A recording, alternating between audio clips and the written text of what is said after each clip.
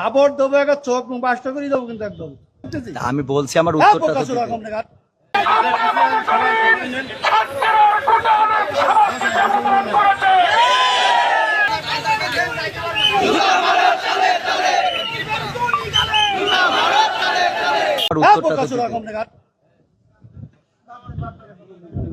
কোন জায়গায় কি বলতে জানি যাই, পোকা চলে কি লেগে বলে জানি যাই।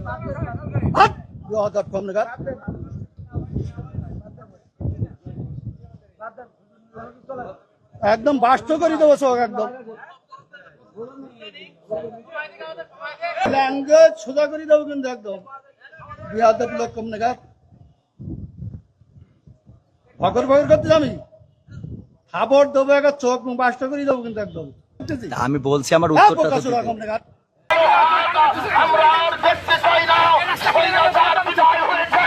এই ছাত্ররাই নতুন করে আবার কোন স্বৈরাচারের আবির্ভাব হবে।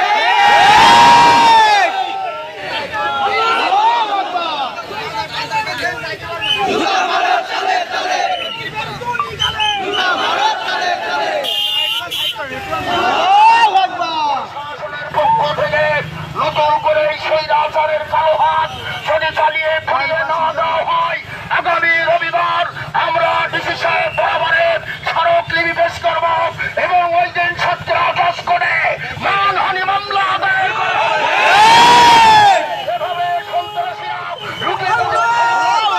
থেকে বিতাড়িত হয়েছে, নতুন করে আবার সন্ত্রাসী করে লুকিপুটি খেয়ে আমাদের মাথায় বসে আমাদের উপরে বিভিন্ন রকমের সন্ত্রাসী কার্যকলাপ চালাবে। এটা ছাত্ররা আলেমুলা ভাবে নেবে না। অন্যায় ভাবে নিরীহ একজন আলেমকে কোরআনের কথা বলার কারণে হাস্তা করেছে।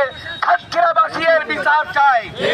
আমরা প্রশাসনকে অনুরোধ রাখতে চাই, আগামী 24 ঘন্টার মধ্যে তাকে গ্রেফতার করে তদন্তপূর্বক ন্যায়ানুগ পন্থায় এর ব্যবস্থা না করলে এই সারা সাতক্ষীরার সমস্ত মসজিদ মাদ্রাসায় আলেম ওলামা খালি নয়, ধর্মপ্রাণ সকল পর্যায়ের মানুষ একসাথে হয়ে এর প্রতিবাদ জানাবার জন্য যদি কোনো পদক্ষেপ গ্রহণ করে তার জন্য প্রশাসনকে যে দায়ভার করতে হবে।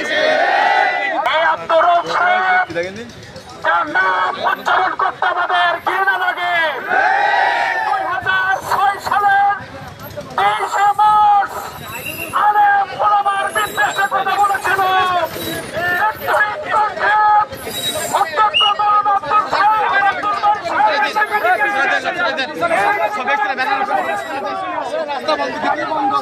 সাংবাদিক ভাইরা আপনাদের খবরের পিছিয়ে আসেন।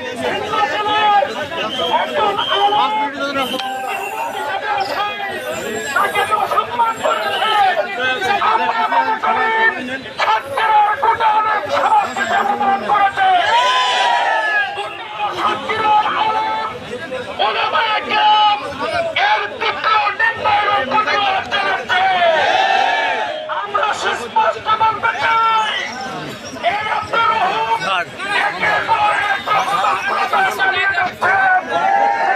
এই অপতন্ত্রতা বন্ধ করতে হবে। প্রশাসনের দৃষ্টি আকর্ষণ করতে চাই, মাননীয় জেলা প্রশাসক আপনি অবশ্যই এই বিষয়টি উপলব্ধি করেছেন।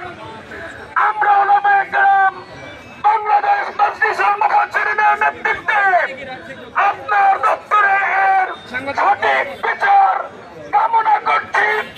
এর দৃষ্টান্তমূলক শাস্তি যদি না নেন, যদি কোনো আইনানুগ ব্যবস্থা গ্রহণ না করেন, পরবর্তী পরিস্থিতির জন্য প্রশাসনকে এই আলেম সমাজ দায়ী করে